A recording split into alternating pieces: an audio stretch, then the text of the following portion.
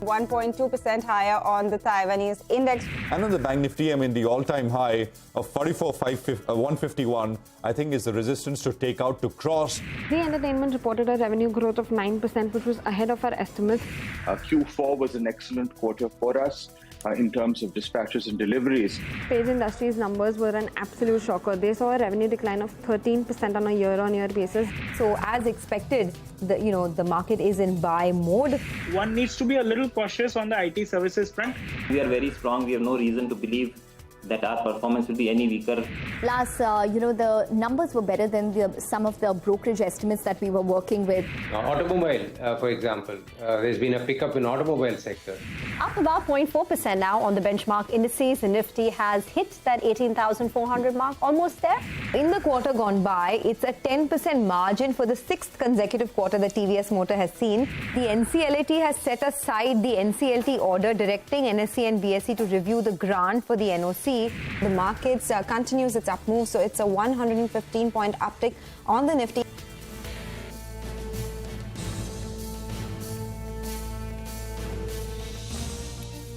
Well, that was the day so far. You're with us here on the last edition of Closing Bell for this week. We're coming to you from the CNBC-TV18 Motilal studios.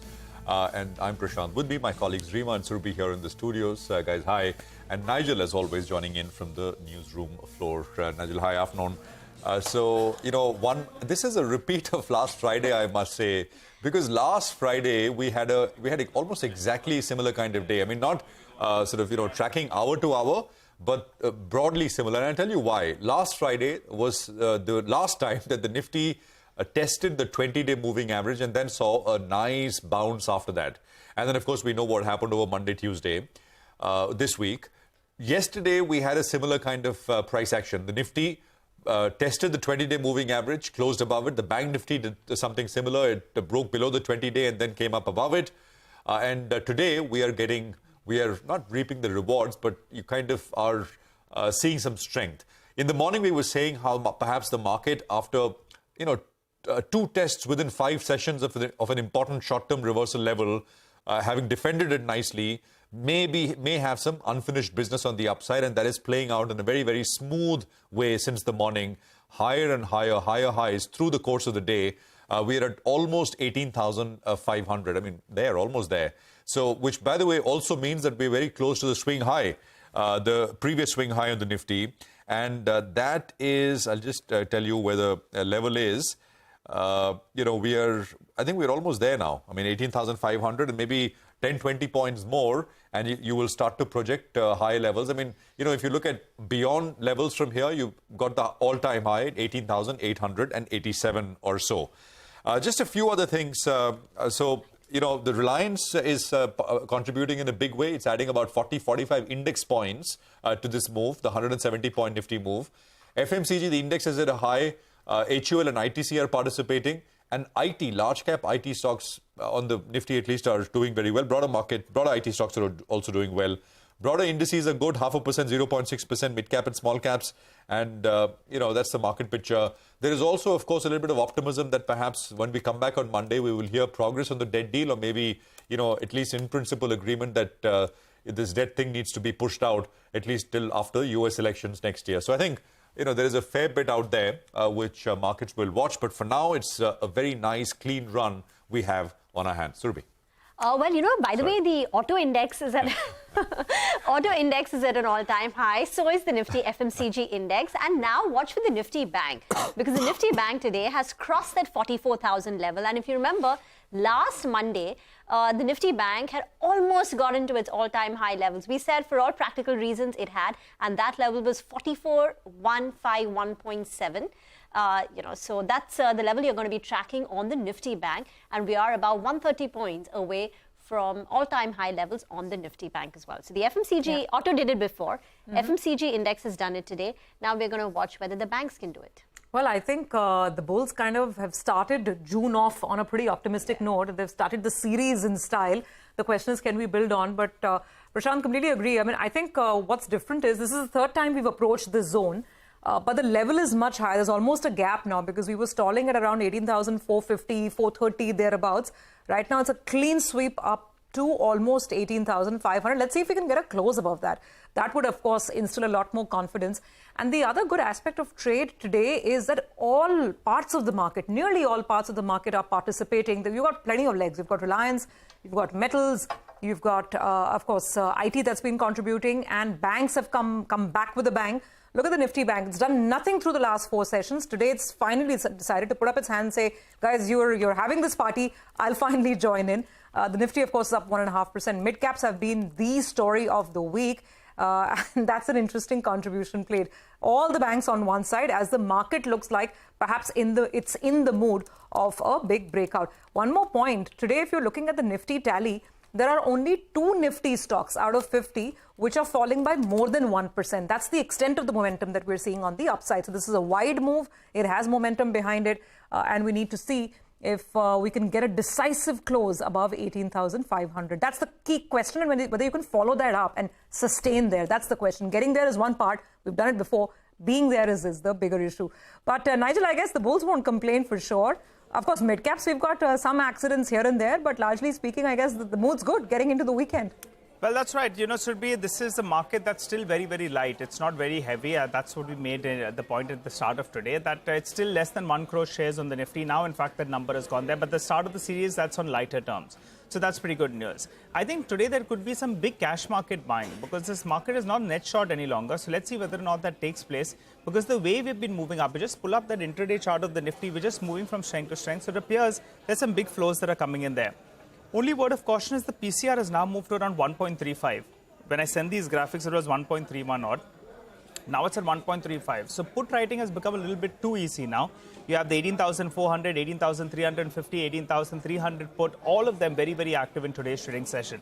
So a fair bit of writing is what we're seeing at those particular levels. If you're looking at one level on the upside, maybe 18,575, that'll be the next stop that the bears will want to protect, because we're seeing a fair bit of action at around that 18,500 odd mark. But if we can end anywhere close to these levels, well, the bulls will be very, very happy going into the weekend, expecting some kind of positive outcome on the global front. And the first day of the series, you always like that. But, before we move on, I just want to talk about Grasim. The number just came up for you on the screen. Those numbers look quite disappointing. For Grasim, we already have 70-75% of the numbers via Ultratech Cement and the other couple of numbers that we already have, AB Capital, as well as Vodafone Idea for whatever it's worth. So we look at the standalone business, and in there we look at 2 numbers. One is the VSF business as well as the chemicals business. And on both of them, there's a bit of a miss on the EBITDA front. So the recovery is there on a sequential basis, particularly on the VSF business, but not as much as expected. So we'll have to wait for further clarity on that front. But the standalone business, safe to say, on both segments, it's a bit of a miss, both on VSF as well as chemicals. Kotak has put out a couple of numbers out there. And on VSF, they have delivered less than 150 crores. Kotak was factoring in more than 300 crores. And on chemicals, they have delivered around 370 crores. That's a 10% miss in comparison to what Kotak was estimating. So numbers weakish, management commentary becomes more important.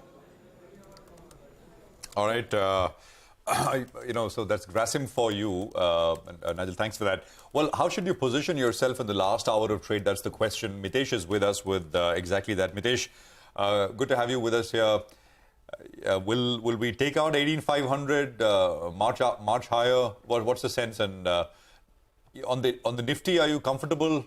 I mean, chasing higher into a weekend is a tough one, and you've been sort of long stocks. So would you follow the same strategy or change anything? Afternoon, Prashant. So we have taken some positions on the index purely because of the fact that 18,450 was taken out. If the Bank Nifty starts getting past 44,150, we'll add the Bank Nifty position as well as add out to the Nifty positions as well. So there does look like, the breadth is very positive and the Bank Nifty recovery has been good, though it's not cleared the recent swing high of 44,150. But the intraday structure has improved there as well. So buying some quantity into index would have made sense. So that's what we have done. And as I said, I think the trigger next is Bank Nifty getting past 44,150, which could then trigger, further long position in the Nifty as well as the Bank Nifty itself. So probably trade with long buys. In fact, 2 buy calls here. I'll start with the disclaimer. MRF is something which has come on my radar and it's a part of my long-term portfolio as well. So buy here with a stop at 96,500. And I look for a target of 1,02,000 over here. So finally, I think this time it should cross 1 lakh. Looks like very strong possibility. The other one is Marico. Marico is a buy with a stop at about 532 for targets of 565. Mitesh, thank you very much for that. Let's talk about Zee Entertainment. That's extended gains as the appellate tribunal sets aside NCLT's order on reviewing the approval for the merger with Sony. This comes in as a relief for Zee, which is why the stock is higher in trade. And it's offset some of the disappointment on account of its Q4 performance and the margin miss. Ashmit joins in with the details. Ashmit.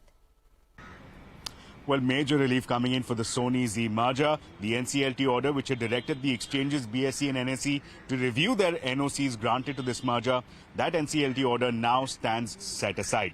Now, here's the context to it all. April 25th is when SEBI came out with an order with negative findings on mismanagement of funds by a sister concern of Zee. Now, that is the order that was cited before the NCLT, and subsequently the NCLT proceeded to direct the exchanges to review their NOCs in light of these latest findings coming in from the market regulator. It was challenged before the appellate tribunal. Here, Zee essentially argued that they have secured all the necessary approvals, SEBI, CCI, Income Tax Department, there is no opposition, and importantly, they pointed out that they were not heard by the NCLT before asking the exchanges to review the order. Now, that is something that the appellate tribunal has taken objection to. The appellate tribunal held that this was a bare minimum that should have been done. Zee should have been allowed an opportunity to respond to these concerns, and that this is a violation of principles of natural justice. So on that count, the NCLT order now stands squashed, now stands set aside, but the issue does travel back to the NCLT. The difference now is that Zee will have to be given a hearing, Zee will have to be heard, and importantly, the NCLT, at least as of right now, has not prescribed any timeline. So that question mark still remains. The issue, however, travels back to the NCLT. Got that, Ashmit. Thanks very much for the details. So, I mean, it is an interim relief of sorts. So, basically, now the ball shifts back to the NCLT court. Let's get in Prakash Diwan. He's joining us. Prakash, great to have you on the show as always. Happy Friday to you. So, let's get your take on this Zee rally that's playing out. I mean, stock's been up 5-6%. But as Ashmit explained, we haven't heard the last on the Sony-Zee merger. This will have to go through the legal motions. What's your sense? And I mean, if you're looking even at a quick trade, does it make the cut? Numbers weren't anything to write home about, Q4 numbers? Good afternoon, Subi, and happy Friday to all four of you. So, I think this particular order, this particular development in the Zee-Sony merger just kind of, takes away one tangent that had come up. This whole thing of the NCLT telling the exchanges to review their NOC was a deterrent, was a distraction, which was not anticipated, but then it's kind of been set aside. So what it means is that the regular process of, listening, I'm hearing the Zee management out in terms of whatever the challenging petitions have been, that's going to come up. So which will take time. So there's many slip between the cup and the lip. But more importantly, I think it's a time-bound process, which will kind of end up, at some point conclude and get these things sorted. And that's what all investors have been betting on. Now, the results were a dampener. It almost looked as if the business had kind of started running without any focus or any kind of a very sharp objective on revenue and things like that. But then, that's typically what happens when there's a transition that's clearly evident. So only when Zee and Sony become a combined entity and Sony starts kind of taking hold of things is when something could something could get repaired, something could get reset. Till then, probably, it will probably keep on languishing in this zone, and the disappointment will keep on coming. But I think there is tremendous value. So, if you are a high-risk investor, you like this kind of opportunistic, special situations setups, then probably it's okay for you, but not for somebody who doesn't like these ups and downs and there's, ebbs and flows. So there's a host of complexities around this, which keep investors away. But I think for the risk takers, it's definitely, even at these levels, it definitely offers a good risk reward for the next 6 months. There's a technical point, but with Zee, if this does go through, I mean, the merger, the consensus is hopeful that it'll go through at some point. Timelines are tough to put on this one. But if it goes through, I mean, there will be a brief period whenever all this is done. It'll go, the listed stock will go off the exchanges. And then it'll come back in the merged form.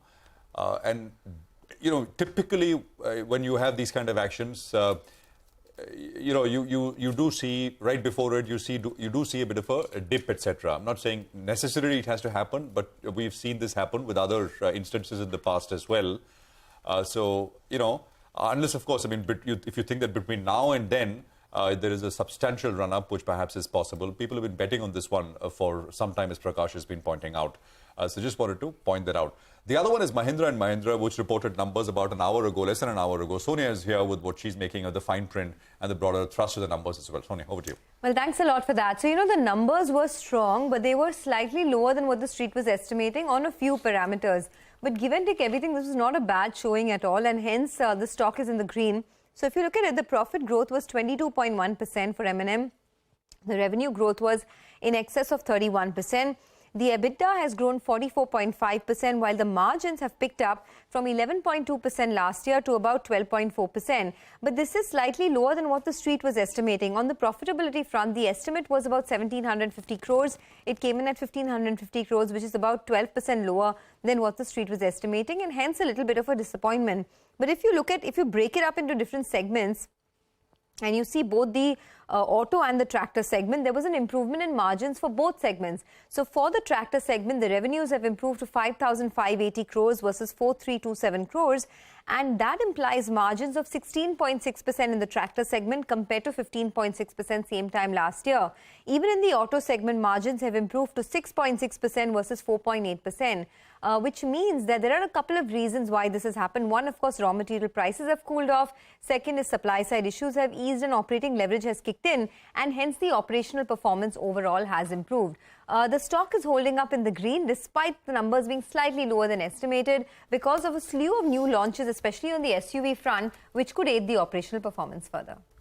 All right, got that, Sonia. Thanks very much for the detailed analysis there. Prakash, let's take it to you. What do you think? As Sonia pointed out, it's not bad, but then the market wanted more, it seems. Just in terms of positioning, next couple of months, how do you expect M&M to rank vis-a-vis some of the other four-wheeler stocks? Yeah, so you know, that's exactly where it hurts. The positioning is, you know, a very high level of expectation from NMM. I mean, we've seen the auto sector do so well in the month of May. In fact, I guess it should probably be the top performing sector for the month. Of course, you know, not that a month is any indication, but there seems to be a revival in the sector, whereas M&M numbers tell you that, especially the tractors, equipment, the passenger side, probably 6% margins. You know, those are fairly tepid for the market to get excited. And the market is in no mood to be very generous with something which is just moderate or pedestrian.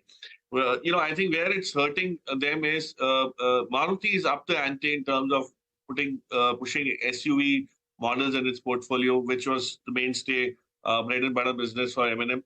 And at the same time, you have, you know, the electric side being covered by Tata Motors so effectively. That flank is also on attack. So both these, you know, advantages that M&M had probably getting a bit diminished. And on the tractor side, I think the Squats Kubota numbers tell you very different stories, saying they are looking at very clear market share gains going forward very aggressively. They'll do a lot of things, typical Japanese style, take time to build it, but then go out all out. So M&M will have to face a little bit of heat. It's not probably, you know, proving to be the top pick in the auto sector. Maruti continues to offer far more upside potential in the medium to long term. So I would bet on that. Though I've always loved the way M&M has evolved itself, but at this point, it could probably, you know, test your patience too long. Welcome back. Sun Pharma Q4 numbers are out. Looks like a little bit of a miss on the top line. The top line has come in at 15 to 16%, slightly lower than the 18% that we were anticipating, but there is a beat on the margin. EBITDA margins at 25.6% is an improvement of 80 basis points on a year-on-year basis and ahead of what the street was anticipating. I suspect part of it could be on account of Taro. And Taro, remember, had positively surprised the street on the margin front with that quarter-on-quarter margin recovery. So that perhaps has fed into Sun Pharma's consolidated margin beat that we are staring at. Bottom line, at 1,984 appears to be in line with what the street was anticipating. Our resident expert, Ekta, is here with more on that. Ekta. Thanks, Reema, for that. Well, actually, you know, the stock is higher at this point because I think it's a bit of a relief that the street is working with Despite the revenue coming in a little below estimates, it's grown at around 15 to 16% versus estimates of 18%. The EBITDA is largely in line at 25%. The profit is in line with estimates. The relief from the street is that there's no negative surprise which has come through for Sun Pharma. Yes, Taro was one part of the numbers, but remember that there was an IT incident that took place for Sun Pharma in the month of March, and the street was anticipating that after they had come out with a second release on the IT incident indicating that there could be a P&L impact, the street was probably bracing themselves for a negative number from Sun Pharma. That hasn't come through, and neither has the impact of the Halol import alert really petered through worse than at least what the street was anticipating. So that's what the street likes. Based on these numbers, it's possible that the street is still expecting the specialty franchise of the company, which is basically drugs such as Sequoia, which is a dry eyes drug, Winlevi, which is an acne drug, Illumia, which is a psoriasis drug. All of them will still be firing for Sun Pharma and will still be outperforming, considering that it is now around 13% of their total share of sales. So that is probably one important aspect that we need to watch out for. But overall, in terms of the headline performance, there's no surprise, which is a positive. There's no negative surprise, which is a positive. Yes, they've done double-digit growth. Probably not as much as what the street anticipated on the revenue, but no negative surprise coming in.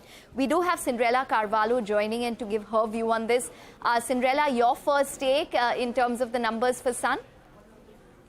Yeah, a bit of miss on the top line. However, EBITDA is well ahead of our estimates. We were at around 24.8% margin. And definitely PAT is well ahead if we exclude the exceptional. So I think both accounts on the EBITDA as well as on the PAT, the numbers definitely are tracking ahead. And as you rightly said, we were slightly worried on the Halol impact largely. But looks like, company has embraced it very well. And we will look forward to understand further number details once we have a press release. Looks like my hunch is U.S. business must have done very well because this is a very strong quarter for the specialty business. And that's how I think we must have managed to, maintain better EBITDA margins. Okay. That's how I am looking at it at this point in time. Okay. So the fact that they've missed revenue estimates does not worry you? A very mild miss. It is a very mild miss. Okay. Numbers. What is your sense in terms of the margins going forward, considering that we do have remediation possibly of the Mohali facility, of the Halol plant, and other factors, variables such as Taro's performance as well as price pressure which would come through? Do you think this 25% plus which they've reported is probably sustainable going into FY24? No, I think, in fact, they'll do a better performance on overall EBITDA margins. If you see, annual numbers will be 26-27% run rate. So what we are looking at is definitely sustenance of this margin as well as improvement, given that, overall specialty will start contributing better on the EBITDA side. So our assumption on a specialty side portfolio is that the EBITDA margin contribution from this business should continue to increase. And that's how it will support. Along with that, we have domestic business, which is also doing at least in line to better than the IPM growth, which also supports the overall healthy EBITDA margins as well as cash flow growth. So we believe that we are looking forward to this company as one of our top pick also. And we are looking at the numbers to be on the better side compared to most of the other peers, given that it has the support in U.S. From specialty side of the basket, as well as on the domestic side, number one company with a better market share and overall chronic share higher. Okay. So it works both the ways for them. Okay. All right, Cinderella, we're going to leave it on that note. Thanks very much for joining in with your initial views. So like Cinderella said, we will be waiting for the press release from the Sun Pharma management to get more granular details in terms of their performance. But largely looks like a inline set of numbers, especially on the margins as well as the profitability. Revenue is a tad miss versus the expectations. Back to you guys. Okay, all right, Eka, thanks very much. That's some interesting notes to accounts for Sun Pharma. They are talking about that IT incident in the notes to accounts.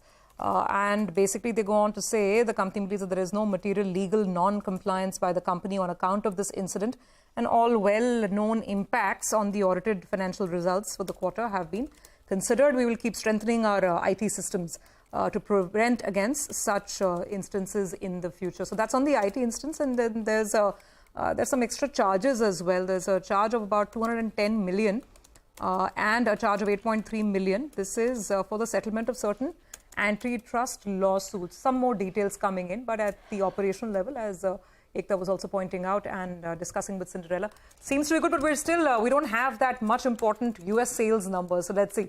Once we have more details from the company, we'll probably look at it. Prakash, it's been a dream run for pharma. I mean, yesterday, Ekta and I were discussing whether it's Divi's, even Biocon this quarter, JB Chemicals, Piramal, and now Sun Pharma. I mean, that makes it a perfect five in terms of top pharma earnings.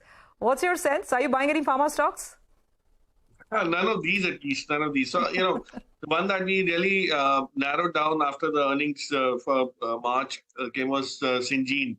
And I mean, that also is kind of done well, but it's a bit of a smallish play, so doesn't get discussed much. Interestingly, pharma is going to start taking some sort of a allocation away from, what gets out of IT. I mean, so, it's very clear that that was a sector that was looking at seeming to be very clearly reviving itself. All the mistakes of the past have kind of got digested of sorts. And things could look up, especially the likes of Sun, which have invested so much into specialty chemical, specialty drugs as a focus area and has not yet paid off. Finally seem to be kind of, getting some juice out of it. So that's where most good companies are. Everybody has their own set of advantages and all.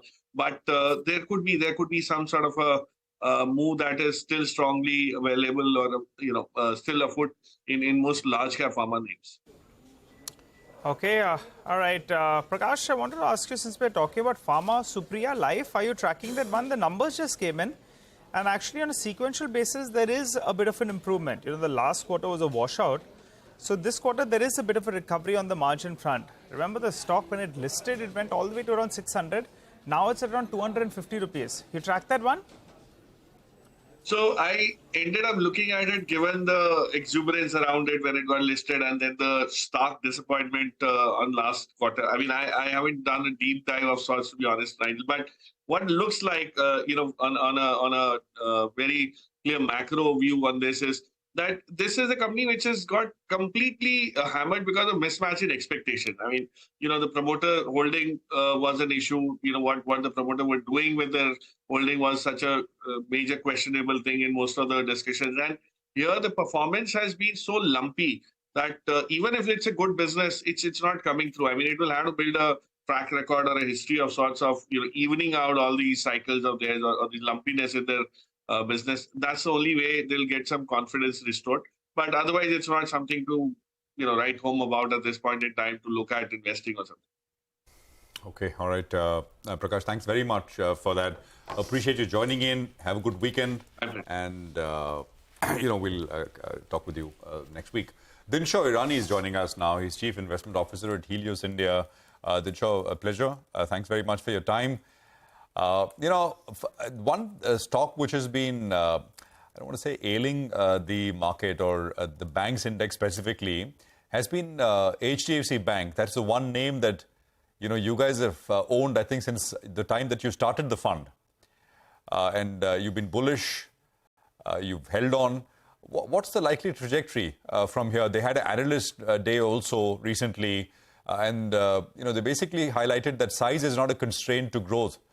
The prior year growth rates, which has come off, but even if they're able to do 20, just under 20%, that'll be fantastic at their size and scale. What are your expectations from HDFC Bank from here out? Hey Prashant, thank you for having me on your show, and a very good afternoon to you and your team and the viewers.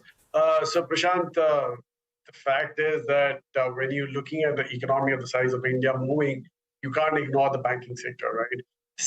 The second part is that a bank like HDFC Bank should always be a core part of the portfolio. Okay? There was an overhang because of the merger. I think once the merger is through, that overhang will be over.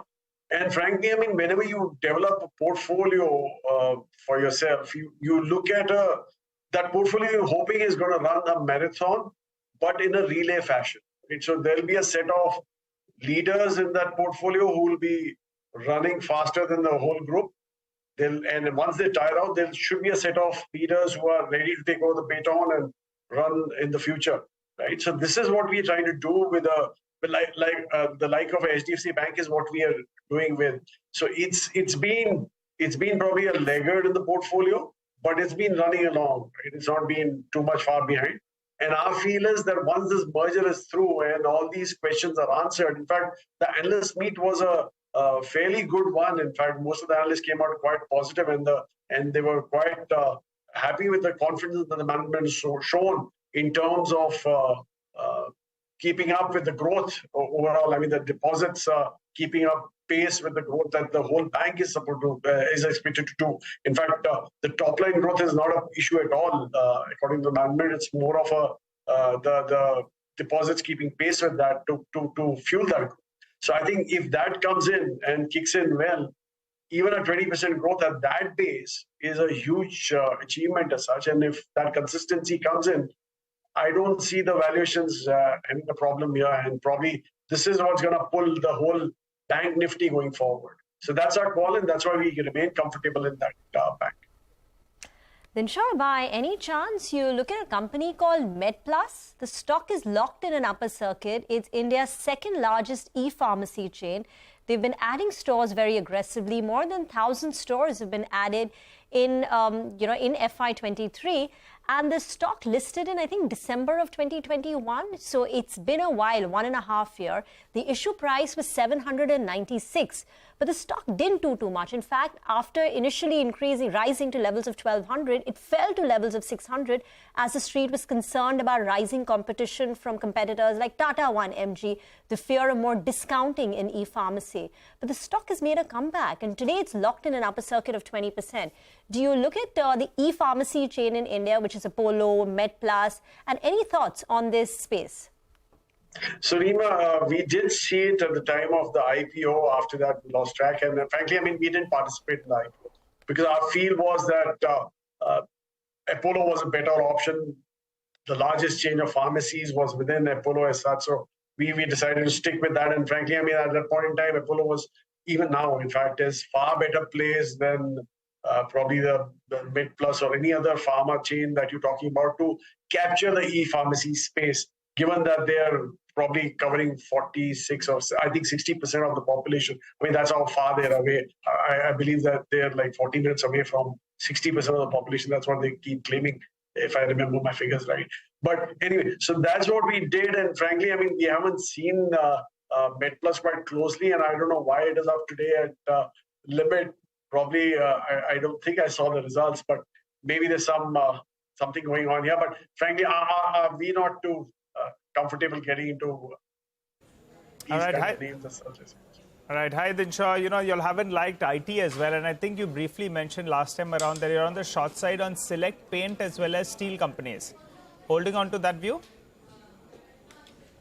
Nigel, totally holding on to that view. IT, again, our feel is that, again, there's a second leg which is starting off after the first leg fizzled out in a very big manner of rally that fizzled out in a very big manner.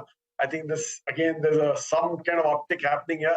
But frankly, I mean, if you try to see what's happening on the NASDAQ, it's not the service providers who are really running there. It's more of platform companies or product companies which are really doing well, rather than the service providers who are, in fact, laying off people out there, right? I mean, so if you listen to the calls that they're getting into, they're not too gung-ho on the service part of the business as such. So that's one portion. In what you mentioned about paints and again the metal company, steel rather, the fact is that with China going off in steel in particular, the expected comeback of China wasn't to that extent. So obviously the metal prices are again weakening up. And in the case of paints, it's more of a valuation call than anything else. And our feel is that the valuation that they are today may not be supported by the growth which is expected in the future for these companies.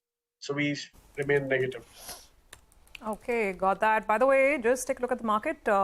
We have 18,500 on the board. It seems to be sticking for now, holding for now. And that's a 182-point rally on the Nifty. It's been up, up, and away. By the way, Sun Pharma, we had the additional numbers come out, and that's a really nice-looking number. The street seems to like that on the U.S. business. About 244 million, if I remember the flash correctly, which is pretty much ballpark in line with estimates. 245 to 250 million was the expectation. And the stock is putting on some more weight, serious weight, after what's been a solid show for Sun Pharma in the U.S. markets and even in their other geographies, really. Let's get to pharma then, Dinshaw. Hi, Surabhi here. If there's one sector which has been really consistent in beating estimates in this season, it's really pharma. Whether it's, Divi's earlier this week, look at what Sun Pharma is doing right now. Even the smaller players like Biocon, Piramal, that was struggling all throughout, suddenly came and, surprised the street. Do you like the space, first of all? And if yes, then what would you buy? Because you can look at US generics, you can get, specific India-focused pharma companies. So what would you pick? So, Surabhi, frankly, I mean, the US business, I think, is going to go through a big change. In fact, a reset, if we may use that word, because nowadays, even if, like, my analyst was telling me that there's an $8 billion molecule which is going off patent, and there are 27 filers on that particular molecule as such. So that game of 8 or 9 guys trying to corner a big market, I think that's over and done and dusted. So we have to be very careful on the US. All the companies that are facing US, probably this quarter was an aberration because most of these guys did fairly well. But in the future, you still have that pricing pressure in the US going ahead. So our feel is that concentrate more on the domestic guys. In fact, we're looking at a few names here. I think the kicker in India is not only is that per capita are going to move up, obviously the health spends are going to move up. So that's why we are more clear that it's better to look at domestic focused companies in pharma also, which should do well with this kind of a uptick in per capita income. So we stay there. Does that, so you're looking at India-focused pharma, does that include the new listing? Any other name? Or I think you're referring to the new listing, are you? No. I'm not referring to any new listing or any other name. I'm not going to say anything else. So. Okay, fair enough. But we've got some sense of how you're sort of dividing up the sector. Always a pleasure talking to you, Dinshaw. Thank you very much for joining and have a great weekend. Yeah, we hope to talk to you again soon. Well, we will take a break on that note. Just one thing. I just want to point out Naukri Info Edge stock. 7%. 8% now. So 8%. It's like a rocket. I mean, I'm looking at the price at 230 when we started the program, and we were just sort of looking at the numbers and how the IT numbers are looking underwhelming. Yeah, the price was 39. Actually, it was closer to 4,000. But from 4,000, it has moved up to 4,200, 4,215 or so. Just an incredible surge. So this is quite something. And this is when they've done the slowest pace of revenue growth in I don't know how many quarters, Reema? Like lots of quarters. 7 right? quarters. But, the company's managed to hold on to its margins. So typically, when your revenue slows down, margins take a hit because you lose out on operating leverage. But the company's margins have been rock steady. 39% in Q4, 39% in Q3 as well. And if you compare it to, say, same time last year, margins were about 32, 34%. They were even sub 30%, 6-7 quarters back. So the company has been focusing on improving its margins. So at the bottom line, the numbers look very good. And secondly, I think people do believe that while, so Naukri is about 80% of their overall revenues, right? So that is the big cash cow. That contributes to all your growth. They have 3 other verticals, real estate, education under Shiksha, and Jeevan Sathi, that's the matrimony. But Naukri is basically their business, their cash cow. In Naukri, majority of their revenues comes in from IT.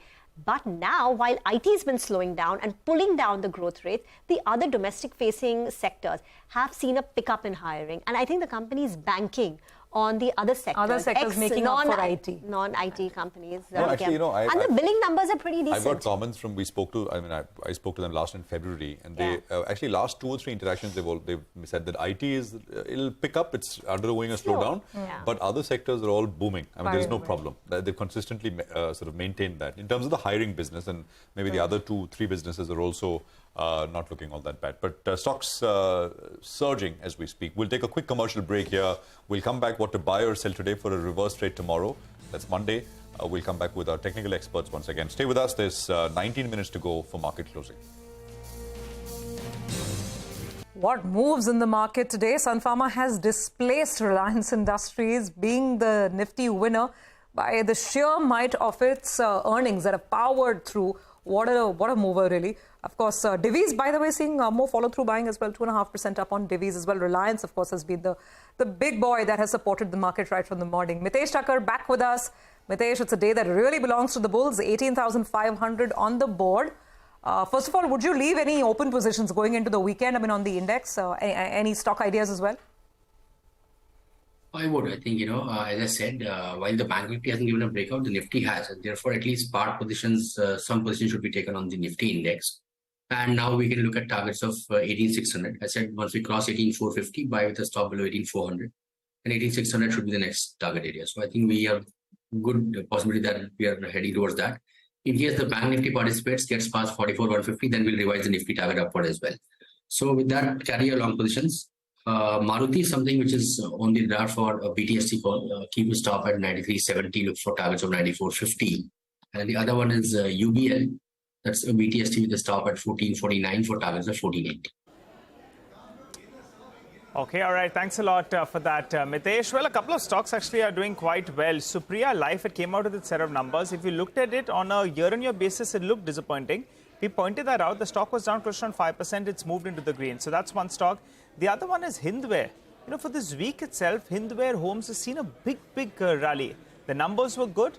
Yesterday, we saw a big rally. And in fact, even in today's trading session, there's some follow-through. So there are select stocks in the broader markets the street is taking note of and latching on. Today, Hindware is up close to around 10%. You pull up a week-to-date chart. I think it's up close to around 25 to around 30% or thereabouts. So a couple of big winners is what we have seen. Well, talking about winners, FMCG index has hit a record high. What are the reasons for the up move and who are the key contributors? Well, Mangalam has joined us. Mangalam, you normally mentioned FMCG is life. I'll tell you what, a lot of people would have been hoping FMCG was in everyone's portfolio because the kind of returns you've seen, I think you've put out a record out there, right? In more than 10 years, it's lost out only a couple of years, the index. Tell us more. Well, the great Indian consumption story, that's what everyone talks about, right? 140 crore people in the country. Obviously, someone is consuming something at any given point in time. And that's what's reflected in the way the FMCG index has moved as well. And the milestone that it has crossed today after being a record high is that 50,000 mark. So the FMCG index is at above 50,000. So every time in cricket, someone scores a half century or something, the batsmen get up, right? So what I'll try to do is for FMCG and tell us who are those batsmen who are contributing. Yes, I'll talk about those batsmen as well. So, as far as the FMCG index is concerned, it's been a big mover. If you just take a look at it in this year itself, we haven't even completed 2023. The FMCG index is rallied by about 14%. This compares with the Nifty at around 2% itself. In the last 12 months too, we've seen the FMCG index rally about 32%. This compares with the Nifty at 13%. In fact, in the last 15 years, there have been only 2 occasions where the FMCG index has given negative returns. So it was once in FY19 and the other one was FY9. Of course, FY9 had the Lehman crisis itself. Key constituents of the FMCG index, the top 2 batsmen are always ITC and HUL, depending on who's outperforming at what point in time. So HUL currently is at the second spot with 22% weight, ITC 33% weight, Nestle 7.8%, Britannia 6.5%. But Varun Beverages has been the standout performer from the lower order batsmen as well, doing extremely well. From the 52-week low, while the FMCG index is up 40%, ITC is the key contributor, 72% rally from its 52-week low, whereas HUL by its sheer weight, despite a 26% rally, has been among the big contributors, and Varun Beverages has come out and played the knockout game at towards the dying hours of the innings, so 145% jump from its 52-week low on Varun Beverages itself. From a point-to-point contribution from its 52-week low, the FMCG index has rallied about 13,650 points, more than 50% of the gains coming in from ITC, 7,450 points, HUL 2,100 points, and we have Varun Beverages giving it 1,200 points as well. So far, the results have been not bad. In fact, the management commentary has been good as well. They're talking about gradual recovery in rural demand. They're talking about margin expansion as well as raw material inflation tempers. And at the same time, they're talking about drastic changes in the way the companies are looking at distribution, production, and digital. So these are growth areas for the company. While the FMCG index has been a wealth creator in a lot of people's portfolios, remember, wealth creators don't come for cheap. But currently, by virtue of the growth prospects that we see, we have the FMCG index at a not very big premium to their 10-year average, barring ITC, which is trading at a mild premium to their 10-year average. All the other stocks are very close to the 10-year average multiples itself. Okay, thank you very much for that. Very interesting analysis there. ITC and HUL, the top two batsmen right there. Sudeep Bandopadhyay, the group chairman of IndiTrade Capital, now joins in. Sudeep, we'll talk about FMCG as well and the kind of highs that it's made, stocks like ITC. But before that, I wanted to get your thoughts in on Page and the big miss that we've seen in the numbers. Now, a lot of the analysts have attributed the weakness in Page Industries to that ARS system, the software of auto replenishment, which will eventually help the inventory management. It will help the distributors, the return on capital of the distributors, which will help, Page Industries. But the question is, while this ARS, this inventory platform software gets implemented, the company's financials are hurting. Should one buy into Page Industries' weakness right now? The stock is down 8%. Well, I don't think we should look into Page. I think, performance hasn't been anything to write home about. And, the valuation is such that the margin of error at this kind of level is very, very limited. And, once these kind of howlers come, I think it is advisable not to try and catch them at this stage. Maybe one should wait. Let's things stabilize and then only look at a stock which is quoting even now at such a higher multiple. Stock is at about, I think, 45, 50 times forward multiple. About 50, 55 Yeah, times about forward. 50, 55 times. So it's still very expensive. It is a 10% discount to the recent historical levels. Usually trading at about 60 times. So it's about a 10% discount, but then at 55 times, when you know the management has guided, the next 2-3 quarters are going to be challenging. No margin for error. This. Yeah, so I guess that could explain it. Sudeep, hi. Let's talk about a stock that's reacting really well to numbers now because we are getting to the weekend. Market is in an up mode, right? So I am, throwing Info Edge your way. Numbers have been fantastic. And Rima was just explaining to us that at the top line level, it's been very sluggish, not much of growth.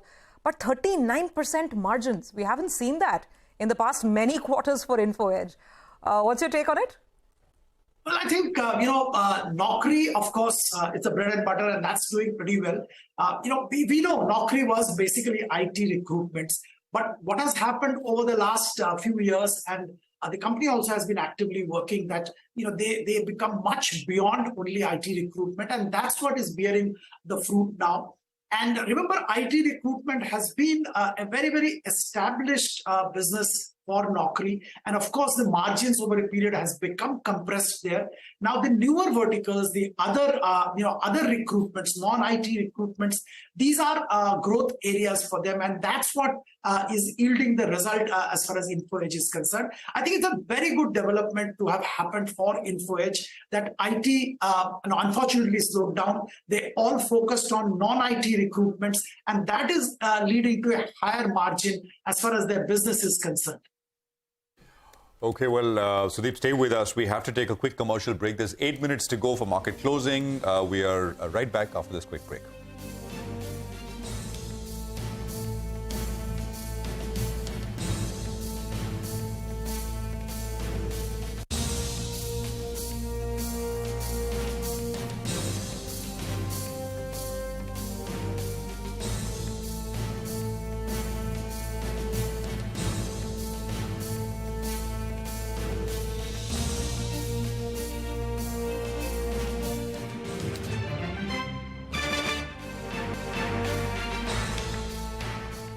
Okay, welcome back. We're up 175 points. 18,500 nearly is where the index is now trading at. It's a market full of movers, both up and down, and lots of volumes as well. with names which are higher at this point in time. You look at a few names. I mean, HDFC AMC is an interesting one because it's only done one thing, which is go down. Today it is coming up a little bit, about 5% actually, 1855, 1856. That's the largest asset management company in the country, which of course has been facing a fair bit of headwinds. But and of course there are people trying to take the other side of the trade as well, which is saying, well, how bad can things get? So we'll put that to Sudeep in just a bit. Piramal Pharma is another one. Again, a bombed out name, did well yesterday. It's doing well today as well, about 5.25% or so. And there are a few of these names which are trying to come back. Sudeep, any thoughts? HDFC AMC, if equity penetration is to grow and mutual fund assets are about 40 lakh crores now. If it has to become bigger and much bigger, our asset management company is a good play. What's your sense? No, absolutely right, Prashant. Asset management company definitely is a good play, and financialization of savings is a reality now. The question is not that. I think the issue was the margins were sharply coming down. And I think with the regulatory changes which are being talked about and being recommended by SEBI, leads to further shrinkage of possibly the margin. And that has been worrying the market.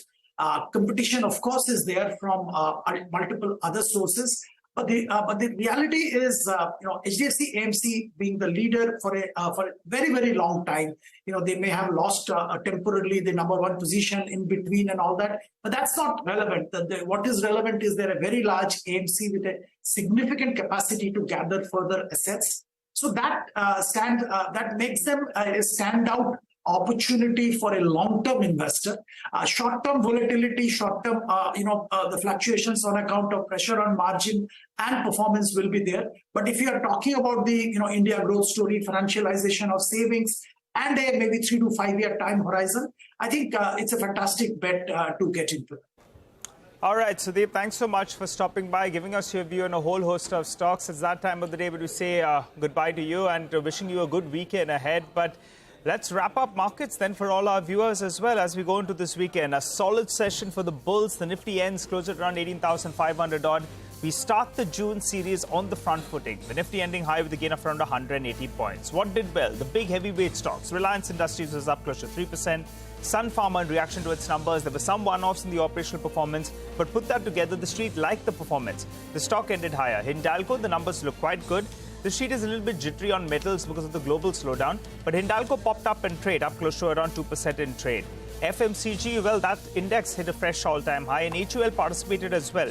That was up close to around 2%. From the IT names, HCL Tech as well as Wipro, both of them did pretty well. From the frontline Nifty stocks, only one stock was down close to around 1%. That was ONGC. Otherwise, it was a very, very good-looking screen. But the real action was in the broader market. So, Prashant, Surbi, you guys take it away. Oh, yes, absolutely, Nigel. Where do I begin? I'm wondering. Let's look at Info Edge. That was the stock that came out with numbers about an hour back, 7% up on this one. In terms of the key result reactions on the way up, we have quite a few names. MetPlus obviously tops the charts, 16 to 17% higher. Bector Foods, 8 to 9% higher on this one. Z moved up. It had nothing to do with the results, but more the outcome from the NCLAT. The market getting a little hopeful that maybe we move one step closer to the deal getting approved, the Sony merger. Borosil Renewals saw some comeback. It was earlier in the week. It had a pretty rough session after numbers. Today it was up about 6%. Piramal Pharma, by the way, has seen add-on buying after yesterday's 13% move. Piramal is up another 5% today. Praj Industries 5%. Imami 4.5%. Such a long list of winners really out there. And even beyond earnings, I mean, you've got to look at Indus Towers, 9% up on Indus Towers. Varun Beverages 5% up. Nalco from the metals SPAC. Mastech from IT 4% up. What a day it has really been. Of course, the list won't end till I talk about the tail enders. And there's one name that really stands out. I'll take only one name, and you've already guessed it. Page Industries is the one that I'm alluding to. Pretty negative quarter gone by, bad results, and 9% gone from the stock. So Page was the only real disappointment in the mid-cap market. Otherwise, it was a day of serious momentum. So as the bell goes off, we've got 18,494 on the board, just around the 18,500 mark. And Prashant, if we get a deal over the weekend, then I guess, who knows, maybe all-time highs next week. It's 1.5–2% away. Right? So I think it's possible. And you get deal, of course, we'll see if we get there are inflation numbers out of the US as well, the core PC numbers. Yeah. And that will also firm up expectations for what the Fed will do in June. That's later in the evening. But the big one on markets' mind, undoubtedly, is, of course, what happens to the debt issue. So it's a fantastic close. 18,000, almost 18,500 is where the market finally closes at. Week on week, I just want to take a look, 1.6% higher for the Nifty. And I think the Bank Nifty for the week is up. Bank Nifty for the week is actually barely up, right? Nothing. I mean, just 30–35 points or so. The mid-cap and small-cap indices, they were steady through the course of the week. Small-cap index is up about 1.25%. And I think you've got the mid-cap index, which ended 2.6% higher. So very good showing for the mid-cap index. Well, I think that's it from all of us here, from Surabhi, me, Reema, Nigel. It's goodbye. Thank you very much for watching this edition of Closing Bell. But don't go anywhere. Programming continues. Our Friday special, Spot Money, comes up next in just a bit.